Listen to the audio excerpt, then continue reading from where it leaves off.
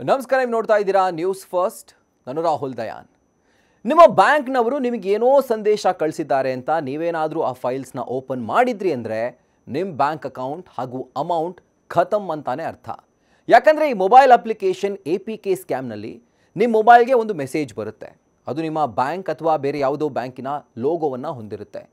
ನೀವು ಕೂಡ ಏನಿದು ಬ್ಯಾಂಕಿಂದ ಸಂದೇಶ ಬಂದಿದೆಯಲ್ಲ ಅಂತ ಅದನ್ನು ಓಪನ್ ಮಾಡಿದರೆ ಗೋವಿಂದ.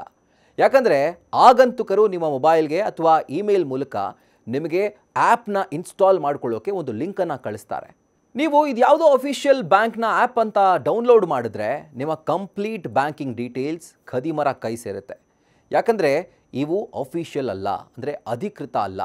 ಯಾವುದೋ ಥರ್ಡ್ ಪಾರ್ಟಿ ಸಾಫ್ಟ್ವೇರ್ ಬಳಸ್ಕೊಂಡು ನಿಮಗೆ ಇದನ್ನು ಖದೀಮರು ಕಳಿಸ್ತಾರೆ.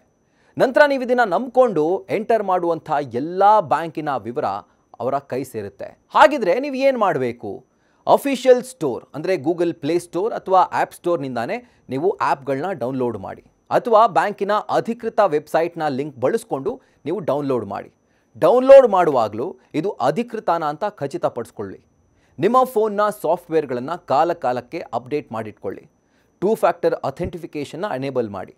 ಇದು ನಿಮ್ಮ ಫೋನ್ಗೆ ಎಕ್ಸ್ಟ್ರಾ ಸೆಕ್ಯೂರಿಟಿಯನ್ನು ಕೊಡುತ್ತೆ.